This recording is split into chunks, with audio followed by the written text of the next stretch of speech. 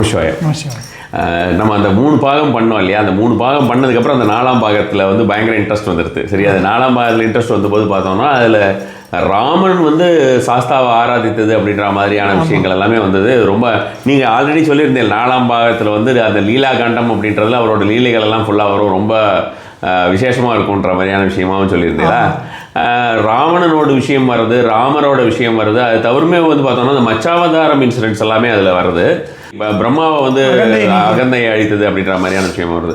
அதான் நம்ம பிரம்மாவோடது ஜென்ரலாக நம்ம சிவன் அந்த பைரவரோட விஷயம் தான் நம்ம வந்து பைரவரும் முருகரையும் தான் வந்து நம்ம பிரம்மாவோடதுக்கு சொல்லுவோம். சாஸ்தாவோடது அந்த மாதிரி இருக்குது. லீலா காண்டம் அப்படிங்கிறது ஏற்கனவே பார்த்தது போல் மிச்ச காண்டங்களில் சுவாமியுடைய ஜனனம், ஆவிர்பாவம், பிரபாவத்தில் வந்து அஷ்டாவதாரங்களுடைய வைபவம் எல்லாம் பார்த்தோம். இப்போ அது தவிர உள்ள பகவானுடைய லீலைகளையும் வைபவங்களையும் தான் அடுத்தடுத்த காண்டங்களில் இப்போ லீலா காண்டம்ங்கிறதுல என்ன கிளாஸிஃபை பண்ணியிருக்கோன்னா, இந்த பௌராணிகத்தில் இந்த அவதாரம் அல்லாத பகவானுடைய மிச்ச லீலைகள் எல்லாம் கிளாஸிஃபை பண்ணியிருந்தோம். இப்போ அதில் நீங்கள் சொன்னது மாதிரி பிரம்மாவுக்கு அகந்தை ஏற்பட்ட போது, அதாவது கிட்டத்தட்ட நம்ம சுப்பிரமணியருடைய கதை மாதிரியே தான். ஆனால் என்னென்னா இங்கே பகவானுடைய பட்டாபிஷேகத்தின் போது பிரம்மா இவரை பார்த்து சின்ன பையன் நினச்சி இவரை நமஸ்காரம் பண்ணாமல் போய்டுறாரு. அதனால் பிரம்மாவுக்கு சிருஷ்டித்துவம் போய்டுறது. சிருஷ்டி பண்ணக்கூடிய நேரத்தில் அது மறந்து போய்டுறது. சிருஷ்டியெல்லாம் விபரீதமாகிடுறது. அப்போ பகவான் இடத்துல மன்னிப்பு கேட்டு நம்முடைய தட்சிண பாரதத்தில் சந்திரபிரபான்னு சொல்லக்கூடிய நதிக்கரையில் காடந்தேத்தின்னு சொல்லக்கூடிய க்ஷேத்திரம் இருக்குது, இன்றைக்கும் இருக்குது. 14 பிரளயம் பார்த்த சாஸ்தாவர் எங்கே, எட்டுக்குடிக்கு பக்கத்தில், வேதாரண்யம் இதில் ஒரு டிஸ்ட்ரிக்டில் வரும். எட்டுக்குடிக்கு பக்கத்தில் முருகன் கோயிலேருந்து ஒரு 7 கிலோமீட்டர் 8 கிலோமீட்டர் வரும். அது சுவாமிக்கு பேர் வந்து ஆதிநாதர்னு பேர். ஆதீனமழை ஐயனார்னு சொல்கிறது ஆதிநாதர்னு பேர். 14 பிரளயமாக அழியாமல் அவிமுக்த க்ஷேத்திரமாக, அவிமுக்த க்ஷேத்திரங்கிறது காசிக்கு அந்த பேர் உண்டு, அதுவும் அதே பேர் உள்ள ஒரு க்ஷேத்திரமாக விளங்கக்கூடிய திருத்தலம். அங்கே அந்த பிரளயம் ஆயிருக்கு. அப்படி 14 பிரளயத்தையும் தாண்டி அந்த கோவில் இருக்குது. தாண்டி கோவில் இருக்குது. Okay okay. பிராச்சீனமான கோவில். சுவாமி வில்லமரத்தடியில் சுயம்புவாக இருக்கக்கூடிய அற்புதமான ஒரு க்ஷேத்திரம். ஸோ அங்கே வச்சு பிரம்மா வந்து சாஸ்தாவை பூஜை பண்ணுறாங்க. சுயம்புவாக இருக்காருன்னா நீங்கள் அந்த இங்கே இதிலெல்லாம் சொல்லியிருந்தீங்க, ஊட்டியில் லிங்க வடிவத்தில் இருக்கு. இங்கே மூர்த்தியாகவே தான் மூர்த்தியாகவே இருப்பார். அப்போ அந்த ஒரு ரொம்ப பிராச்சீனமான ஒரு க்ஷேத்திரமாக விளங்கக்கூடியது. உங்களுக்கு ஒரு புதன்கிழமையும் சனிக்கிழமையும் ஆயிரக்கணக்கான ஜனங்கள் வந்து அந்த சத்தியக தீர்த்தம், பகவானுடைய புத்திரனான சத்தியகன் அங்கே தீர்த்தம் உண்டு பண்ணியிருக்காரு. அந்த சத்திய தீர்த்தத்தில் குளிச்சு பகவான் ஈரத்தோடு சுற்றி வர்றது அப்படிங்கிறதுக்கு ஆயிரக்கணக்கான ஜனங்கள். ஆமாம், அவருடைய இது. ஸோ அந்த அப்படி பிரம்மா தபஸ் பண்ண இடம் அது. ஸோ அப்படி அந்த சரித்திரம் இதில் வருது. அதுக்கப்புறம் நம்ம ஏற்கனவே சஹஸ்ரநாமத்தில் வருதுன்னு சொன்னேன், காலிகேயன்னு சொல்லக்கூடிய ராட்சசர்களை, அந்த ராட்சசனை பகவான் சம்ஹாரம் பண்ணினது. ஜலந்தரன்னு சொல்லக்கூடிய அரக்கனை வந்து சிவபெருமான் சம்ஹாரம் பண்ணுறார். அந்த சிவபெருமான் சம்ஹாரம் பண்ணக்கூடிய ஆத்மசக்தியாக பகவான் இருந்தார்னு சொல்லி அது. அப்புறம் சுவாமிக்கு எப்படி யானை வாகனம் வந்தது அப்படிங்கிற சரித்திரம், சாஸ்தாவுக்கு யானை வாகனம் வந்த அந்த ஒரு சரித்திரம் விசேஷமாக சொல்லப்படுது. ஏற்கனவே நம்ம முருகனோட பார்க்கும்போது சொன்னேன், அந்த முருகப்பெருமானால் சம்ஹாரம் பண்ணப்படக்கூடிய தாரகாசுரன், அவன் தபஸ் இருந்து சாஸ்தாவுடைய வாகனம்னு பூர்வஜன்மத்தில் தபஸ் பண்ணியிருக்கான்.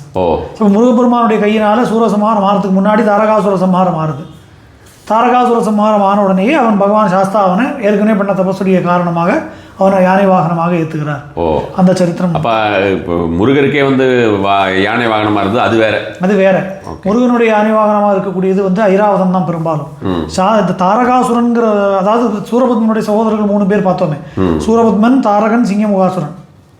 அதில் சிங்கமுகாசுரன் முருகப்பெருமானால் கொல்லப்பட்ட போது துர்கையுடைய சிம்மவாகனமாக மாறுறான். தாரகாசுரன் முருகப்பெருமானால் சம்ஹாரம் பண்ணப்படும் போது சாஸ்தாவுடைய யானை வாகனம் மாறுறான். சூரனும் பத்மனும் 2ஆக பிரிந்து சேவல் கொடியாகவும் மயில் வாகனமாகவும் மாறும். ஸோ அந்த யானை வாகனம் வந்த சரித்திரம். இந்த மத்ஸ்யாவதாரம் நீங்கள் கேட்டிருந்தீங்க. மத்ஸ்யாவதாரம் வந்து எப்படின்னா, இது சில விஷயங்கள் வந்து சில புராணங்களில் ஒரு தெய்வத்தை கம்மி பண்ணி சொல்கிற மாதிரியும் ஒரு தெய்வத்தை உயர்வுபடுத்தி சொல்கிற மாதிரியும் தோணும். இது வந்து நம்ம வந்து அழகாக இங்கிலீஷில் சொல்லணும்னா criticism not for the sake of criticism. அது வந்து இன்னொரு தெய்வத்துடைய பெருமையை காட்டுவதற்காக விளங்கப்படக்கூடிய ஒரு விஷயம். நகி நிந்தா நியாயம்னு பேர். நிந்தைனா மட்டம் தட்டி சொல்கிறது, நகி நிந்தா இது நிந்தை பண்ணுறதுக்காக சொல்லலை, மற்றொரு தெய்வத்தினுடைய உயர்வை சொல்வதற்காக.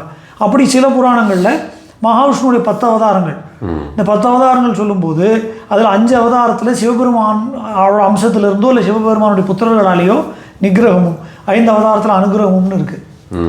அந்த கணக்கு பிரகாரம் மகாவிஷ்ணுடைய முதல் 5 அவதாரங்களுக்கு சிவபெருமான் அந்த அவதாரத்துடைய பூர்த்தியை சிவபெருமானுடைய புத்திரர்கள் மூலமாக நடந்தது அப்படின்னு இருக்குது.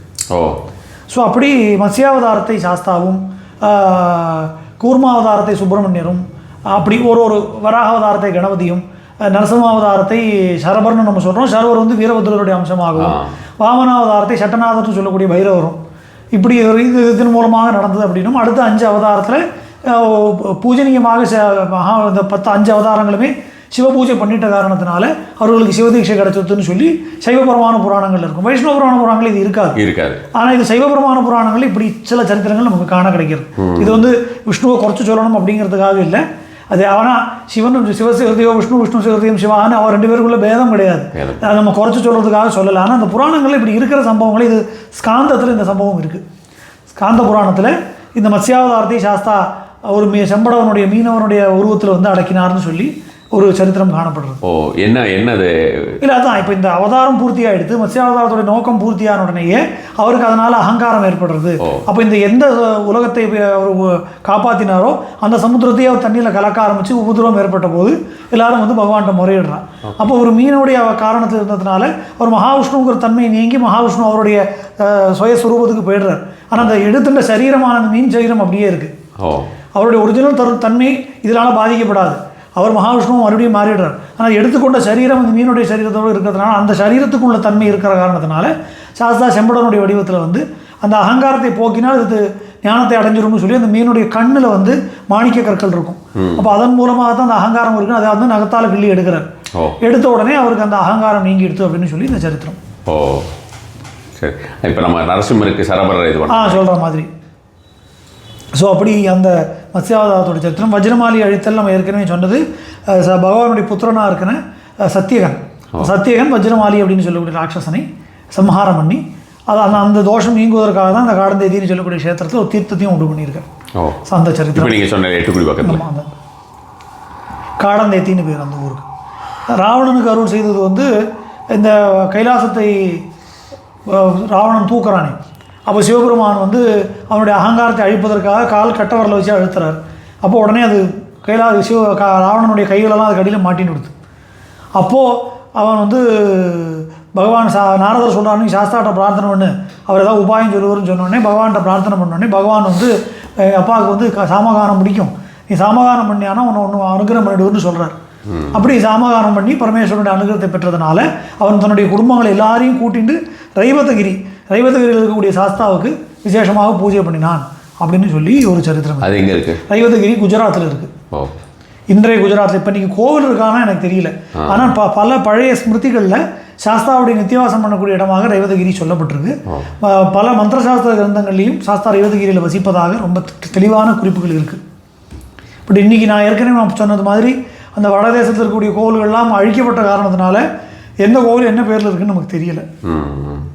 ஆனால் இது தென்னாட்டில் எழுந்த டெக்ஸ்ட்டுகள் கிடையாது, வடநாட்டில் இருந்து வந்தக்கூடிய டெக்ஸ்ட்டுகள்லையுமே ரைவதகிரியில் சாஸ்தா இருக்காருங்கிறது ரொம்ப விசேஷமாக சொல்லப்படுறது. அதே போல் இந்த நாய் ஆடு கோழின்னு சொல்லக்கூடிய 3 விலங்குகளும் சாஸ்தாவோடு வாகனமாக அல்லாமல் பகவானோட சன்னிதானத்தில் இருப்பதாகவும் பகவான் அதனோடு விளையாடும் தன்மை கொண்டவராக இருக்காருன்னு சொல்லி சில ஆகமங்களில் குறிப்புகள் இருக்குது.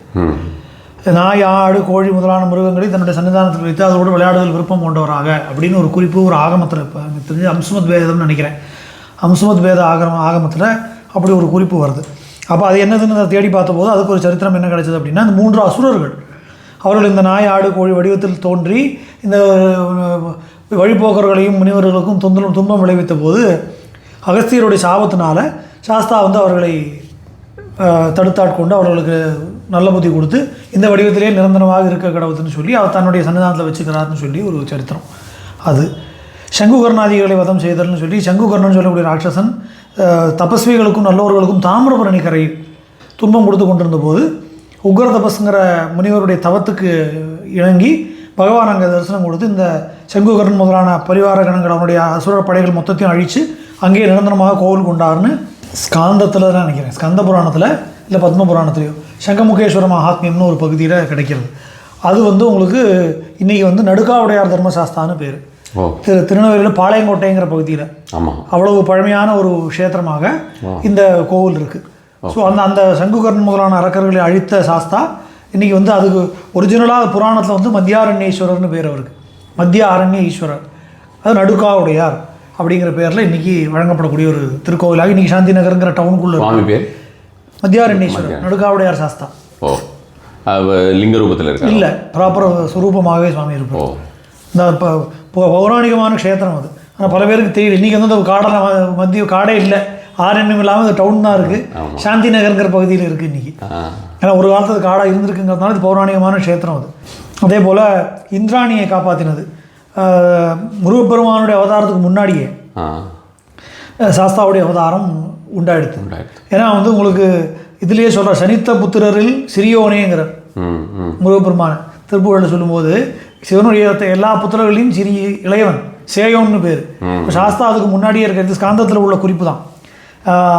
ஸ்கந்த புராணத்தின்படியே உங்களுக்கு வந்து சூரனுடைய தொல்லை தாங்க முடியாமல் தேவர்களெல்லாம் சிவபெருமானிடத்தில் முறையிட போகிறான். அந்த கட்டத்தில் இனிமேல் தான் முருகப்பெருமான் உருவாகணும்.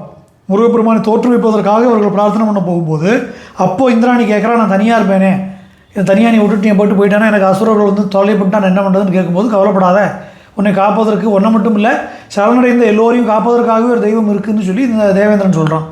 அப்படி யாருன்னு கேட்டோடனே சாஸ்தாவுடைய அவதார வைபவங்களை சொல்லி அவரை பிரார்த்தனை பண்ணதும் பகவான் அங்கே பூரணி புட்களை பூம்புறமேவ வாரணம் ஊர்பவன் முன்னுற வந்தான்னு சொல்லி யானை மேலே பூர்ண புஷ்கலா சமேதனாக வந்து இந்திராணியை காப்பாற்றினார். அப்புறம் சூரபத்மனுடைய தங்கையான அஜமுகி வந்தபோது பகவான் தன்னுடைய பரிவார தேவதைகளில் பிற கணநாதனாக இருக்கக்கூடிய மகாகாலன் இதை பார்த்தோமே, அந்த வீரமகாலனை அனுப்பி அஜமுகியுடைய கையை வெட்டினார் அப்படின்னு சொல்லி சரித்திரம் இருக்குது. இந்த சம்பவத்துக்கு கருப்பண்ணசாமி, ஆமாம், இந்த சம்பவத்துக்கு வந்து உங்களுக்கு கோவிலாகவே இருக்குது இன்றைக்கி.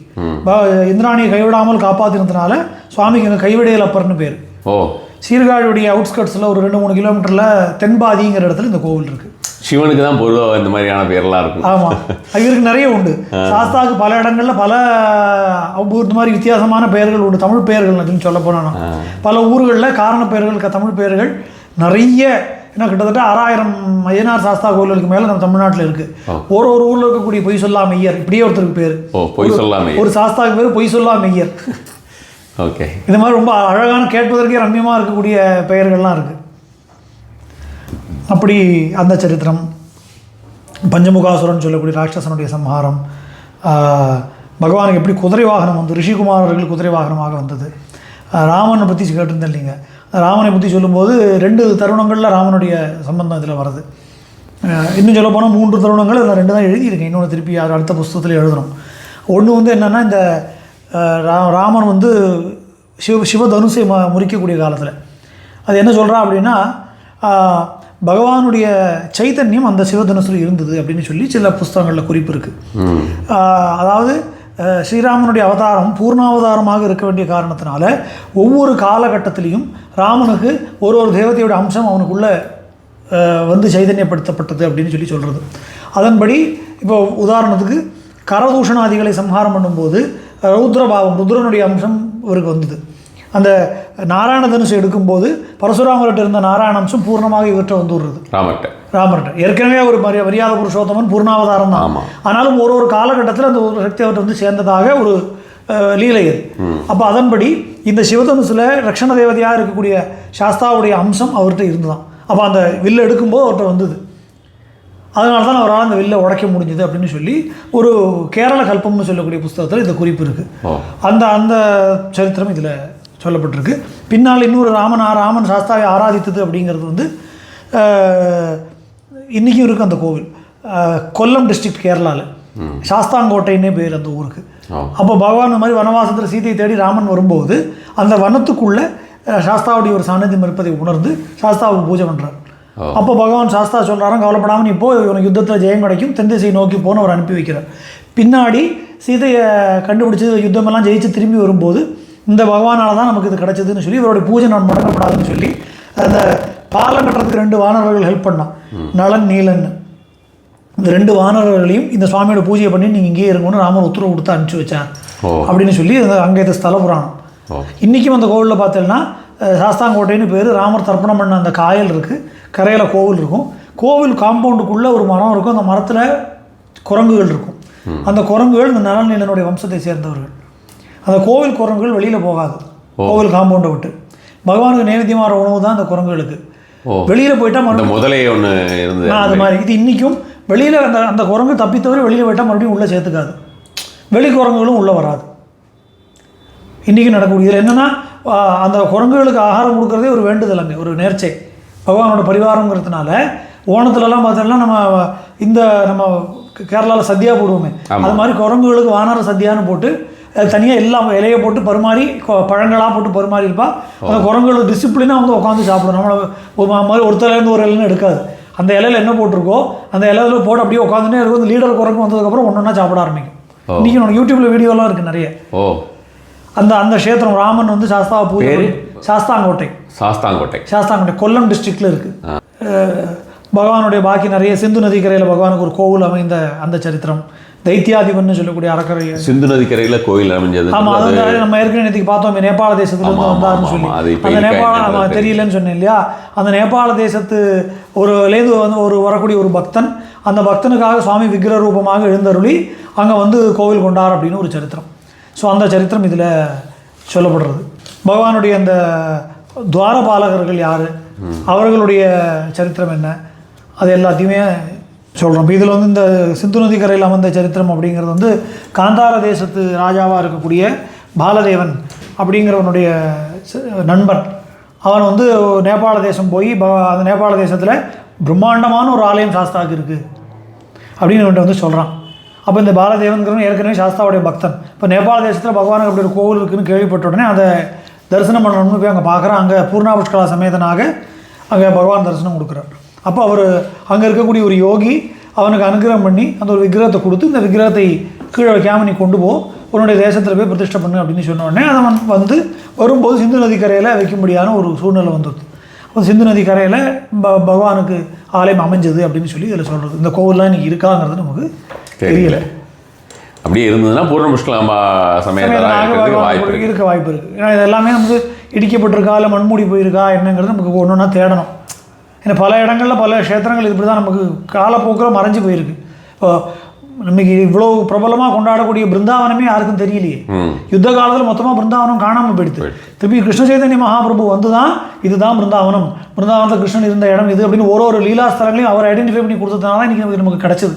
இல்லாட்ட அதை காணாமே போயிருக்கும். அப்படி ஒரு தன்மையோடு பகவான் அனுகிரகம் பண்ணது.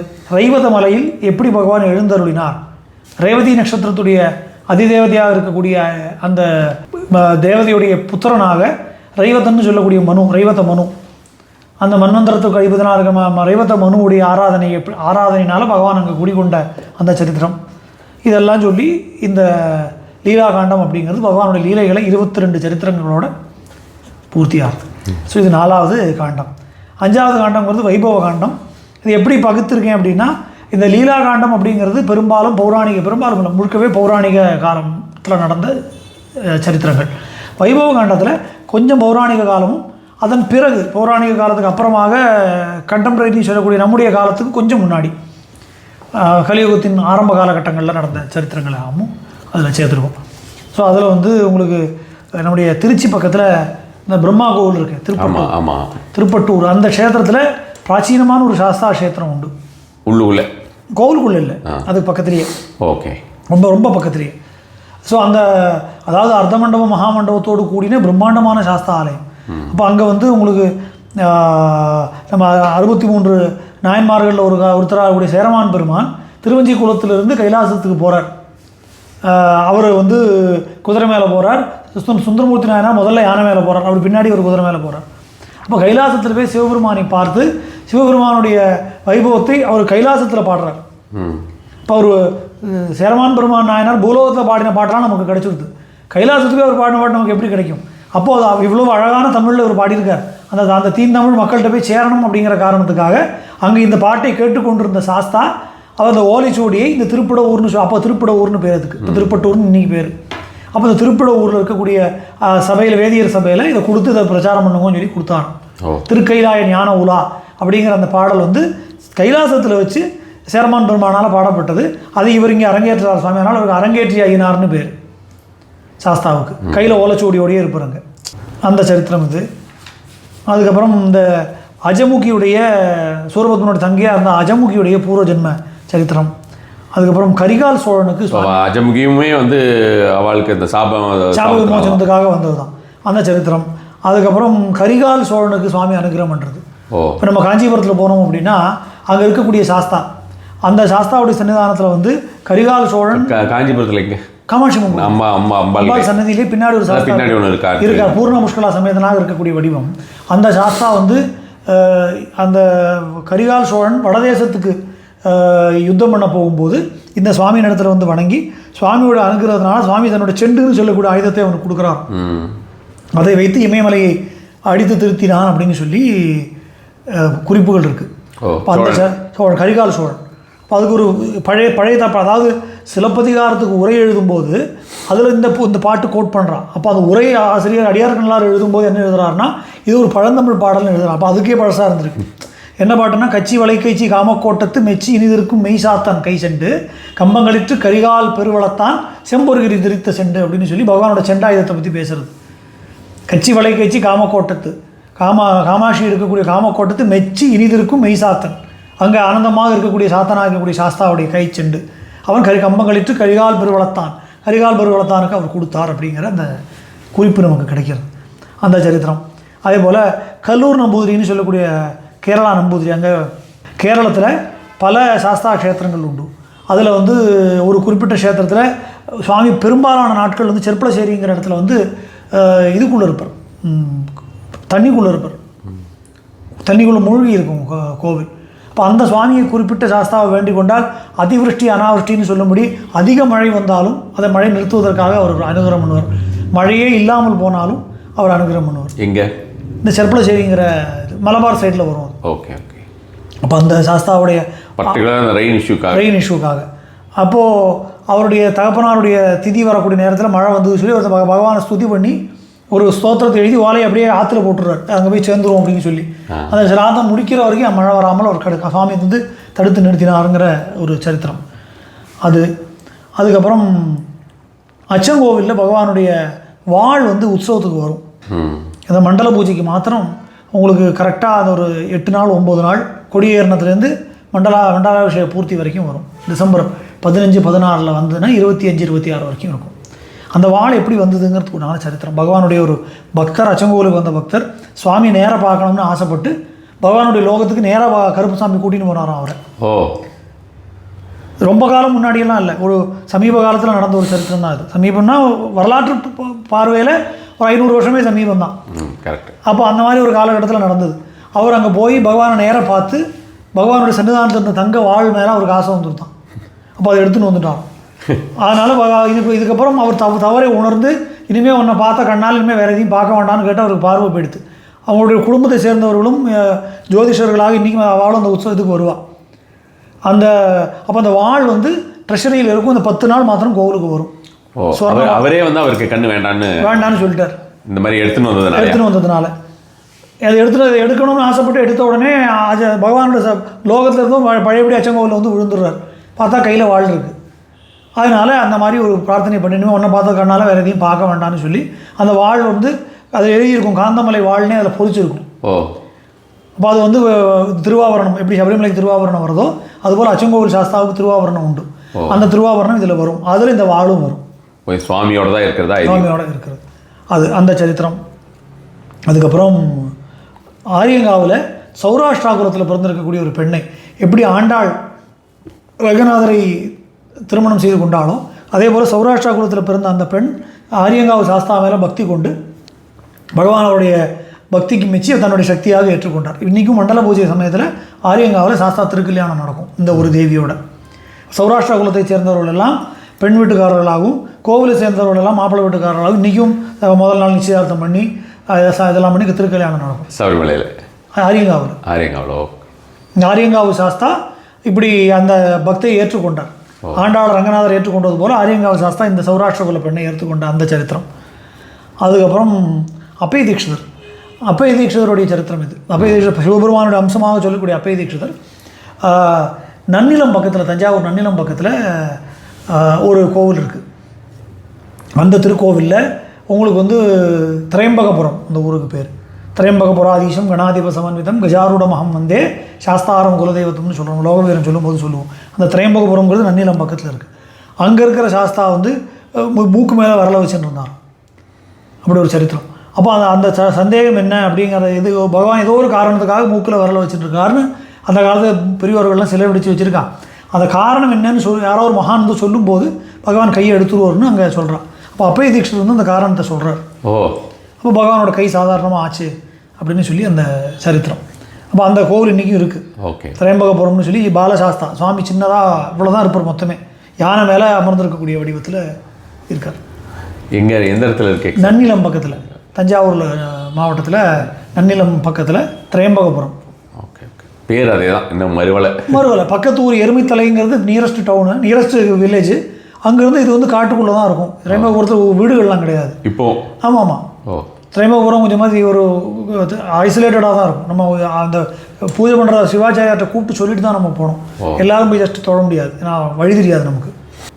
அதே போல் மானக்கஞ்சார நாயனார் 63 நாயன்மார்களில் ஒருத்தர். இப்போ அவருடைய சரித்திரம் எல்லாருக்குமே தெரிஞ்சிருக்கும். அவருடைய மகள் ரொம்ப அழகான கூந்தலை கொண்டவளாக இருக்கா. சிவபெருமானுடைய பக்தியை சோதிக்கிறதுக்காக ஒரு பைராகி ரூபத்தில் வரார். வந்து இந்த பொண்ணுக்கு கல்யாணம், நாளைக்கு காலத்தில் கல்யாணம். அப்போது வந்து இவர் முதல் நாள் வரார், நமஸ்காரம் பண்ணுறா கல்யாணத்துக்கு, பொண்ணுக்கு ஆசீர்வாதம் பண்ணுங்க சொன்னோடனே அவள் வந்து அந்த அவருடைய சிவபெருமான் எந்த கோலத்தில் வந்தாரோ அந்த வைராகி சம்பிரதாயத்தில் இந்த தலைமுடியை திரித்து பூணலாக தரிக்கக்கூடிய ஒரு வழக்கம் இருக்குது. அப்போ அவர் சொல்கிறார், இது நமக்கு பஞ்சவடிக்கு ஆகுங்கிறார். பஞ்சவடினா அந்த பூணலுக்கு. அவர் கொஞ்சமும் யோசிக்காமல் பொண்ணோட தலையை மொட்டை அடித்து பூணலை அந்த முடியை கொடுத்துட்றாராம். அது இது வந்து பெரிய புராணம் சொல்லி சிவபெருமான்கிட்ட கொடுத்துட்றார். அப்போது அந்த சிவபெருமான் அவருக்கு அனுகிரகம் பண்ணி பண்ணுறார். ஆனால் ஒரு பொண்ணுக்கு மொட்டை தலையாக இருக்கும்போது எப்படி கல்யாணம் பண்ண முடியுங்கிற ஒரு பேச்சு வந்தபோது இவருடைய மனைவி வந்து சாஸ்தாவுடைய பக்தை, இவருடைய குலதெய்வம் சாஸ்தா. அந்த சுவாமி உடனடியாக இவர்களுக்கு அனுகிரகம் பண்ணி அந்த அவளுக்கு அறுத்த முடியை மீண்டும் முளைக்கும்படி செய்தாராம். அந்த சுவாமிக்கு இதே மாதிரி ஒரு கோவில் இருக்குது, அராமுடீஸ்வரர்னு பேர் சாஸ்தாவுக்கு. அந்த இடத்துல அறுத்த முடியை வர வைக்கிறதுனால அராமுடீஸ்வரர் அப்படின்னு வயக்காட்டுக்கு நடுவில். இது எங்கே இருக்குது? இது வந்து மாயக்கெல்லாம் இந்த மாயவரம் தஞ்சாவூர் ஜில்லா சைடில் அராமுடீஸ்வரர். எல்லாரும் இப்போ ஹேர் க்ரோத்துக்கு போயிடலாம் சுவாமி சேவிக்கிறதுக்கு. அவர் நாயனாருக்கு அனுகிரகம் பண்ணார். பகவான்கிட்ட என்ன கேட்கணும்னு இருக்கு இல்லையா? பகவான்கிட்ட எதை அனுகிரகம் பண்ணுவோம் அதானே கேட்கணும். சபரிமலை ஆலயத்தில் ஒரு இன்றைக்கு சுமார் ஒரு 1000 வருடத்துக்கு முன்னாடி கொள்ளையர்களுடைய தாக்குதல் காரணமாக கோவில் உடைக்கப்பட்டு தீக்கிரையாகப்பட்டது சபரிமலை ஆலயம். அப்போது பகவான் வந்து பந்தளராஜ குடும்பத்திலேயே அந்த ராஜகுமாரிக்கும் கோவிலுடைய மேல்சாந்தியாக இருந்த ஜெயந்தன் நம்பூதிரி அப்படிங்கிறவருக்கும் மகனாக ஒரு அவதாரம் பண்ணுறார் இந்த கலியுகத்தில் 1000 வருடத்துக்கு முடியாது. அதுக்கு ஆரியன் அப்படின்னு பேர். அவருக்கும் ஐயப்பன் ஒரு பேர் உண்டு. ஆரியன் கேரளவர்மன் பேர். ஒரு மகா யோகியாக பகவானுடைய அம்சம் கொண்டவராகவே இருந்து அவர் தன்னுடைய வாழ்க்கை லட்சியமாக சபரிமலை ஆலயத்தை மறுபடியும் புனர்நிர்மாணம் பண்ணணும் அப்படிங்கிற லட்சியத்தோடு அவர் அந்த புனர்நிர்மாணம் பண்ணின சரித்திரத்தை அடுத்தது பார்க்குறோம். ஏன்னா ஃபேமிலி தான் இருக்கா இல்லையா? இல்லை, அது வேறு. இப்போ பந்தளம் ஃபேமிலி இருக்குது, பந்தளம் ராஜ குடும்பம் இருக்குது. இவருக்கு வந்து இவர் யோகியாக இருந்து அங்கே சபரிமலையிலேயே பகவானோட லயமாயிடுறார். இது விக்கிர பிரதிஷ்டை ஆனோடனே மணிமண்டபத்தில் தியான சமாதியில் கூடி அப்படியே பகவானோட ஒரு லயமாயிடுறார். ஸோ அந்த சரித்திரம் இதில் சொல்லப்படுறது. ரொம்ப சந்தோஷம். சரணமைப்பா.